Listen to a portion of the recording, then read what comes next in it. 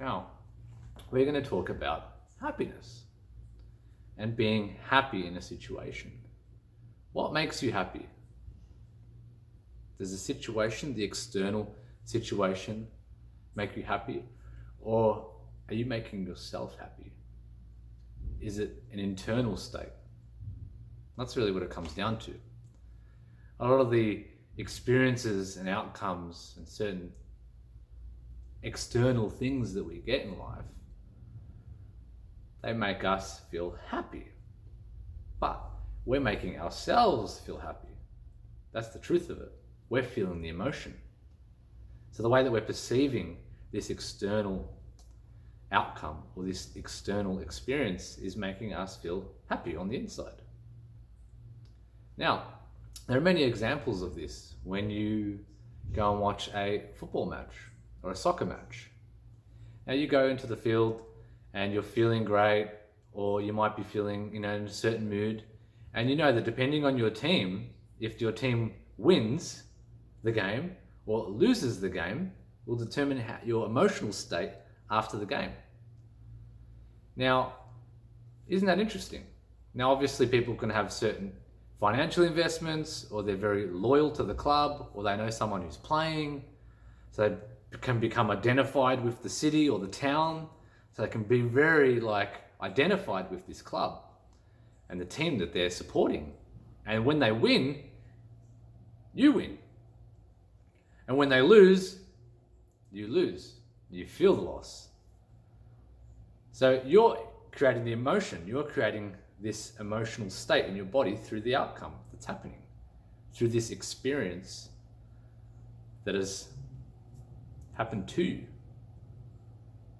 So if you perceived maybe the loss as a good thing, if you perceived that the loss of your football team was benefiting you, then you probably feel a lot better. Maybe you put a big bet on the opposite team, maybe $100,000, and you won that bet. You're going to be a lot happier, even if your team lost. So another example of this is if maybe there's a house being built next door, and they're making all this noise and they're making dust everywhere. You can hear people hammering on the nails, and it's pissing you off. It's making your emotional state down. Fuck these cunts. What they're doing is wrong. And then you find out a week or two later, or maybe a couple of months later after it's being built, that the person who's building it, the people that are building it, are relatives of yours, and they want to give the house to you. They're building it for you. It's an inheritance. All of a sudden, this house that was pissing you off, all the dust, all the hammering, all the nails, all of a sudden, now it makes you happy because that house is yours. You're going to feel better now. So the same scenario, whether it's the football match with your team winning or losing, or whether it's the house being built next door and the annoying noise, both scenarios, depending on the way you perceive the situation, is going to change the way you feel. So that's where it comes down to. Happiness or unhappiness doesn't have anything to do with the actual event. It's got to do with you. It's got to do with the way you're perceiving the event, the way you're seeing it with your lens. And depending on, maybe your experience in life or your level of consciousness, you might open up to seeing more of these bad experiences as good experiences. For example, if you fall off your bicycle and you've grazed your leg and you've damaged your bike, now you can be pissed off about that. You can be very upset and angry.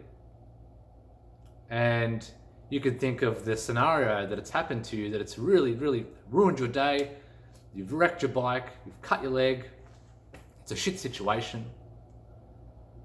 And then maybe because you've perceived the situation as being bad, you're probably closing yourself up to the opportunities and the blessings that are coming with that situation. Where if you perceive that situation as a good situation, you'll start to notice the good things that come from that bad situation. Look, that situation might have helped you avoid a major serious bike accident that could have happened 5 minutes down the track. Maybe after you having that accident, you went and met some new person or got some new idea. Or you started researching down a different track. So there's always an obstacle that takes you in the right direction, but we have to choose to see that. We have to really open up our lens, open up to what the world is trying to give us, what the universe is trying to give you. So, there's many examples of this in life. There's many examples. We can perceive the situation as bad, or we can perceive it as good. And if you start to perceive more situations as good, you'll start to open up and see that what is happening from these bad situations, or more painful situations, are leading you towards better situations. But if you go around seeing every situation as bad, this hurt me, there's no reason why I fell on this bike, it's not going to help me in another direction, then you're going to close yourself off. You're going to close yourself off from all the opportunities. And a lot of the opportunities will definitely still come into your life, but you're going to perceive them as bad, so you probably won't even pursue them. Or the opportunities will somehow come to you, but you'll still see them as a negative light, and you won't know that that bike accident done that to you and helped you. So a lot of the times we can control our emotional state. We can control the way we perceive things. Whether you're in a bad circumstance right now, or you're going through a heartache, a lot of the time you can change the way you perceive it. You can say that this is benefiting me. Everything that's happening to me is for my best possible benefit. And when you say that to yourself, you'll realize.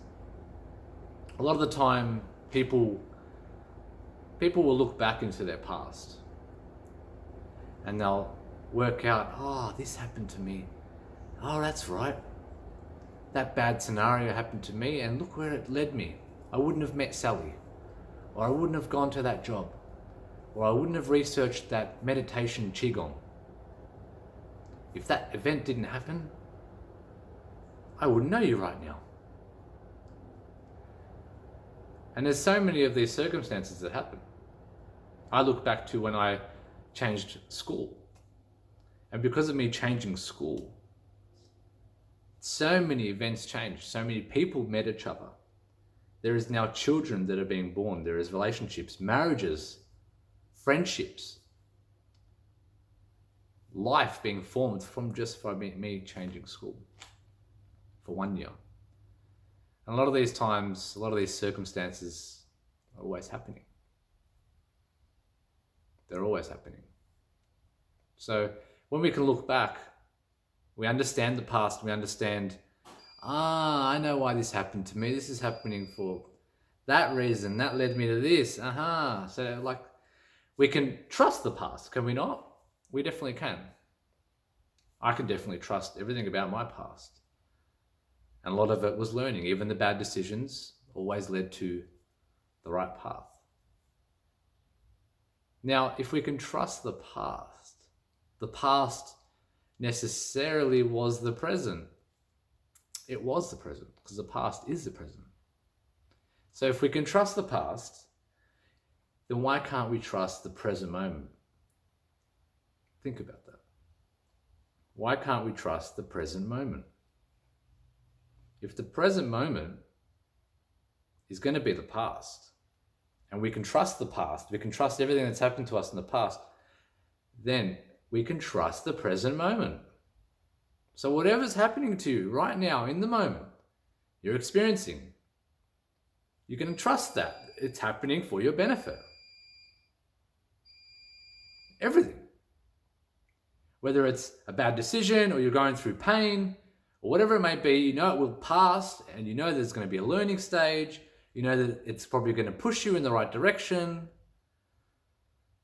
So I'm going to leave this with you today, is that what is happening to you right now in your present moment that you're not trusting, that you're not having faith in.